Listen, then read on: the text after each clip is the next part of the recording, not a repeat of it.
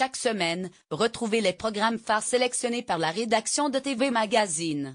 Dimanche 11 mars, Everest à 21h05 sur TF1 1996, la saison d'alpinisme basson, plein sur les pentes de l'Everest. Parmi les candidats au sommet de la plus haute montagne de la planète, 2 expéditions menées par Robol et Scott Fischer embarquent des touristes, hommes et femmes, désireux de vaincre le mythique toit du monde. Mais, retardés par des ennuis techniques, marqués par des problèmes d'acclimatation à la haute altitude et prise dans une tempête aussi soudaine que violente, l'ascension va virer au cauchemar. Adapté du livre de Jon Krakauer, Tragédie à l'Everest, le film réalisé par Balthazar Kormákur est époustouflant de réalisme et d'intensité. Pour plus d'authenticité, le réalisateur a emmené ses comédiens jusqu'au camp de base de l'Everest et dans les Dolomites. Avec un résultat exceptionnel dans lequel les superbes prises de vue se mêlent parfaitement au suspense tragique de l'histoire.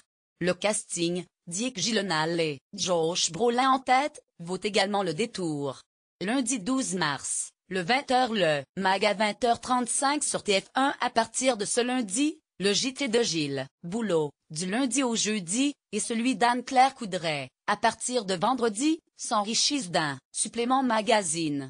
Baptisé le 20h le MAG, cette tranche d'information est diffusée vers 20h30, juste après le JT, et est dotée d'un générique différent.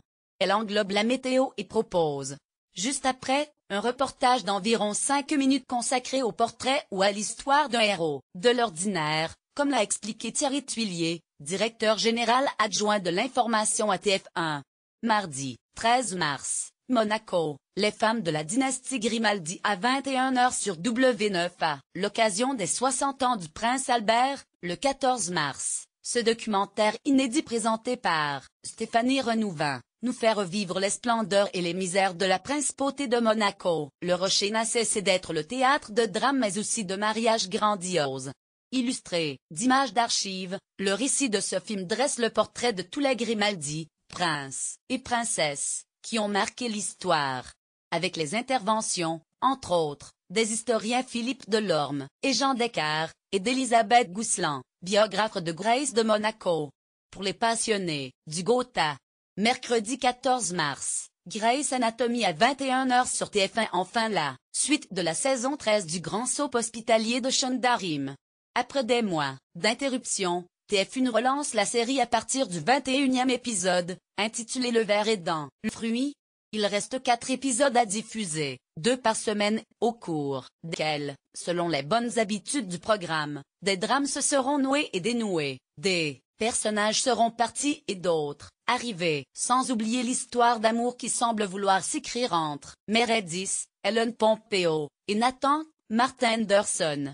Bref, encore de belles intrigues en perspective. La chaîne embrayera dans la foulée avec la saison 14. Jeudi 15 mars, Happy Valley, à 20h55 sur France 3 diffusée en 2015 sur Canal+. Cette série policière britannique, en 6 épisodes dresse le bouleversant portrait de Catherine Cowood, Sarah Lancashire, une femme flic, aimée par un divorce et le suicide de sa fille, dont elle élève le petit garçon. Sa sœur, Claire, Siobhan Finneran, tente de la seconder du mieux qu'elle peut. Ce polar, ancré dans une histoire intimiste, est écrit et réalisé par la scénariste féministe Sally Wainwright. La saison 1, suivie par 8 millions de fidèles au Royaume-Uni, a reçu en France le FIPA d'or de la meilleure série en 2015. Vendredi 16 mars, Caïn, à 21h sur France 2 dégaine la saison 6 des aventures de son policier à roulettes. Toujours aussi détestable, toujours aussi attachant, le capitaine Frédéric Caïn, Bruno de Brandt, enchaîne les enquêtes, sans Lucie, Julie Delarme, nommée commandante de la SRPJ de Marseille, mais, avec Aimé Legrand, David Bayot, alias Jawad dans Plus belle la vie, son nouveau partenaire, voilà qui promet de donner un petit coup de jeune à la série, et préfigure le départ annoncé de Bruno de Brandt à la fin de ces 10 nouveaux épisodes. Il sera remplacé par Julien Baumgartner. Mais, d'ici là, de nouvelles intrigues, et une pléiade de guests, dont Florence Pernel, Bruno Solo et Chloé Lambert. Samedi 17 mars, Rénovations impossibles, à 21h sur 6 Terra Forward 7 dans sa région. Texas, on rachète des maisons avant démolition, on les déplace, puis on les rénove avant de les revendre aux enchères. C'est la spécialité de Tony et Donna, de Casey et Katrina, et de Paige, rejointe, dans cette 6e saison inédite, par son mari, Raph. Certaines bâtisses réservent de sacrées surprises. Pas facile de remettre en état une maison qui ressemble parfois à un taudis ou à une décharge pour en faire une coquette demeure familiale, destinée à des acheteurs venus de tout l'État. Mais rien n'arrête ces Yankees et le résultat est souvent spectaculaire.